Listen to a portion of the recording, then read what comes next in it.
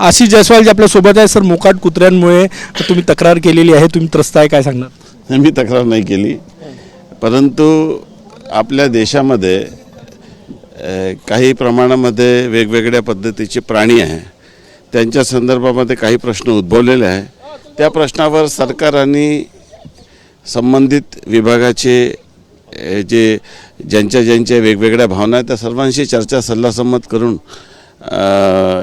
योग्य निर्णय सरकार करेल. रवी भवन परिसरामध्ये मोकाट कुत्र्यांचा हैदोस आहे. नागपुरातही अनेक भागामध्ये तशी चित्र आपल्याला पाहायला मिळतं. तुमच्या बंगल्या शेजारी अनेक मोकाट कुत्रे नाही, काही प्राण्यांचं मर्यादेपेक्षा जास्त एखाद्या स्थळी राहणं. आपल्याला माहीत आहे की आता वाघाची संख्या वाढलेली आहे. वन्य प्राण्यांची हल्ल्यामुळे शेतकऱ्यांचं खूप नुकसान होत आहे.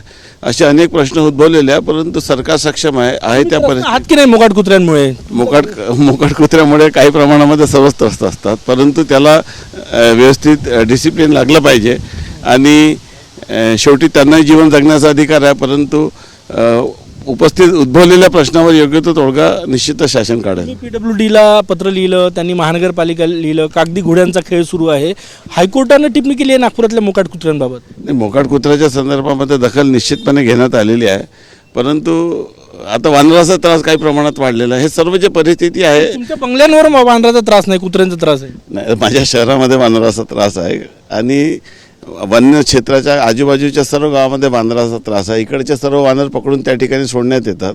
आमच्याकडे ऑलरेडी जे काळे तोंडाचे माकड आहे, परंतु रेड तोंडाचे माकड आमच्याकडे आणून सोडल्यामुळे त्यांचाही आपसात वाद होऊन राहिला.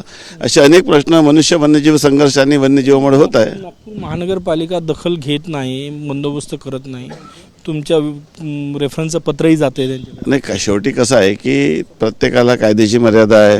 प्राण्यांवर प्रेम करणारे लोक आहे, प्राण्यांपासून त्रासलेले लोक आहे. असा प्रश्न एकट्या प्राण्यांचाच नाही आहे, असा प्रश्न डीजेचाही आहे. डीजेच्या संदर्भात देखील काही लोक डीजे वाजवू द्या असं म्हणतात. काही लोक जे एक असोसिएशन आहे ज्यांचे कान डीजेमुळे खराब झालेले आहे. समाजामध्ये प्रत्येक प्रकारचे लोक असतात, त्या सर्व लोकांची भावना सोडण्यामध्ये काहीतरी काढलं पाहिजे. धन्यवाद. कॅमेरामॅन सचिन सायांसह गजानन माटे, TV9 मराठी, नागपूर.